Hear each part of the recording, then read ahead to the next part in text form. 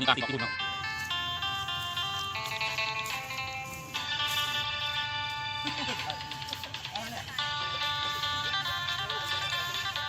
ไปตลาด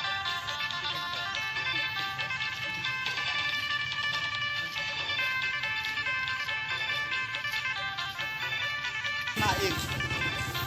ไข่เงินเฉยเมื่อ ถึงดี ย่างเอากระไดนะไก่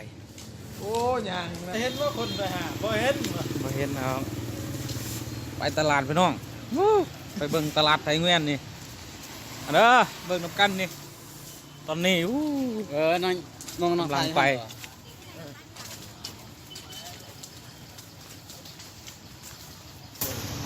รถตามเนี่ยฮะ ตอนนี้ก็ฮอดตลาดเลยน้องอู้มืดขนาดมืดดิลิมีเป็นยังเลยตลาดมืดตินี่พิมพ์สบายดีไหม สวัสดีอ๋อคือ มัวgì đấyมัวđi phim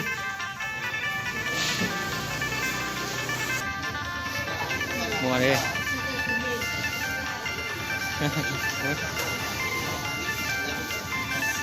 này con nào xịt cường ấy thì con nào sẽ con nào sẽ con sẽ nhồi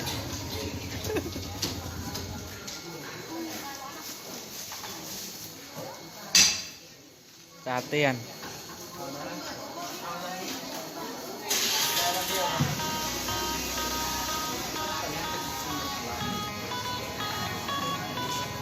lên nhà khi mình cơ mượt vào nó rất nhiều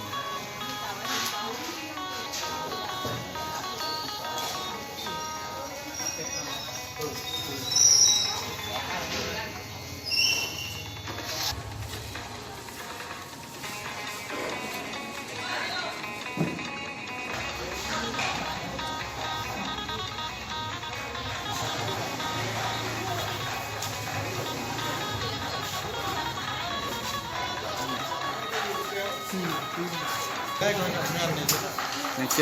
70 อาทิตย์มาคือเซติดหนัก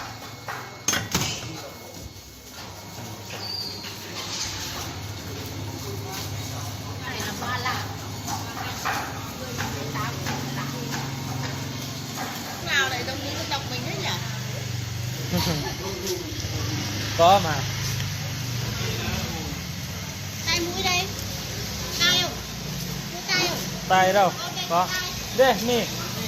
à Đây có tay dạ này. lạiไปซะ ยังเสียดายอยู่ปีกล้วยนะยังไปหาปีกล้วย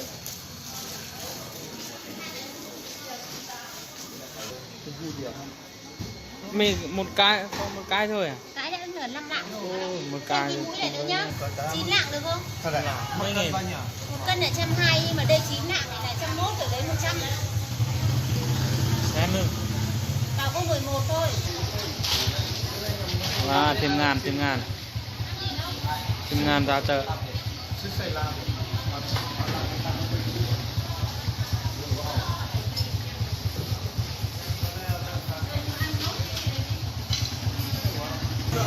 ơ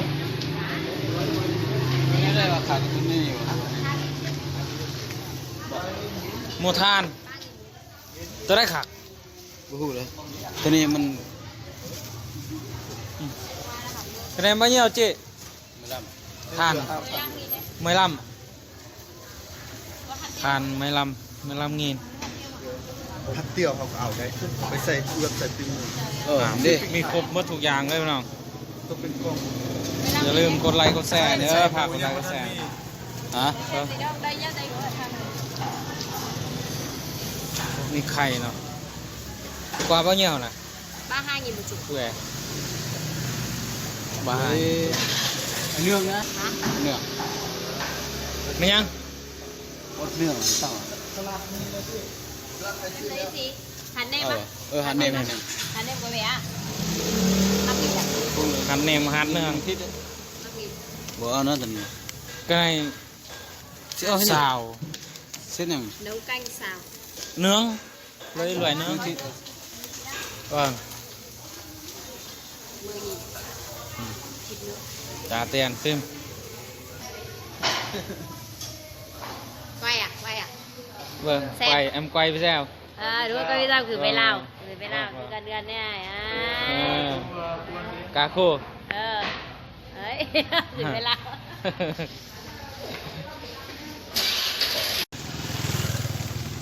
cặpแล้วน้องตอนนี้อากาศอยู่ไทยเงื่อนมีฝนตกแน่เล็กน้อยเนาะ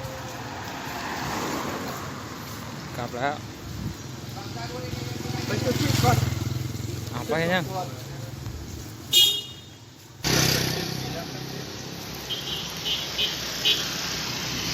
ใหญ่ๆเป็นห้องพักเนาะ ฟ้าเต็มมา ไปว่าเริ่มกินนะบ้าง บางหน้า มันแตกเจ้า แต้มันน้ำ มันแตกเอากำลังขัด ใช้กิจกรรม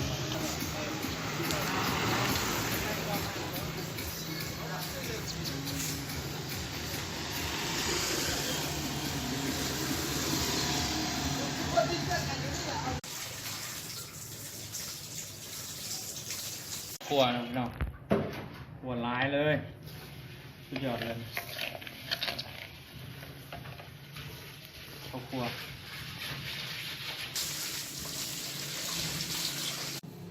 ครับเลย ตอนนี้ซอยมักปี้นะ ห้อยนะฮันห้อยจูบฮะ ข้าวคั่วสำเร็จรูปแหละนี่สุดยอดอันนี้ผักซีนหมูเซลาดเนาะอันนี้แมนมักปี้เนาะซอยสิใส่ลาบ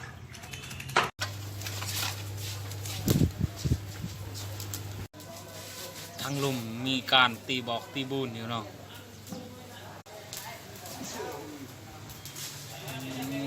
นี่แม่นห้องพักเนาะไปทางลม นี่เสร็จแล้ว โอ้เรียบร้อยสุดยอดเลยตอนนี้ก็เริ่มสิได้ละไหม้แล้วโอ้โถไหม้แล้วน้อง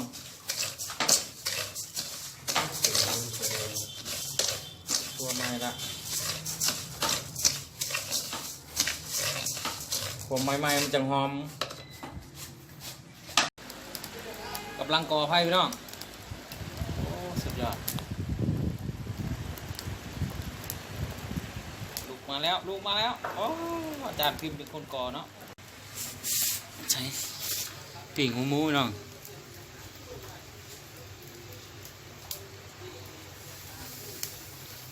โอ้เสียบขนาดเลย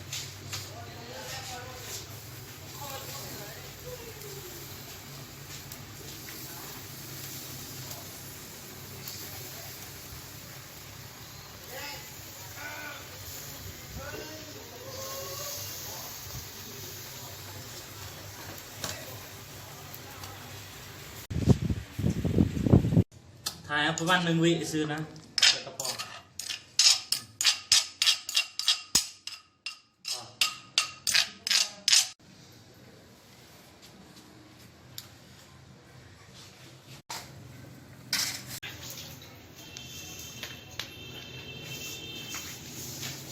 ลาบพี่น้องลาบปี้เหมือนลาบซีนหมูเลยนี่ ยืนท้ายเนาะถ่าย เอาลงมือมันพิมพ์นี่บังเจ้าที่ยืนเอา พักนี่นะ กิ มัน นบังฮะนะ ไอ้ เพราะว่าผมก็เพชรตัวยับมาพี่เรานี่มาเราพักตรงนี้ทางนั้นจิบุเทิงนะจิบุเทิง กระ นะ ทะนึงมักเผ็ดหมากกับไอ้แม่กับบ่เผ็ด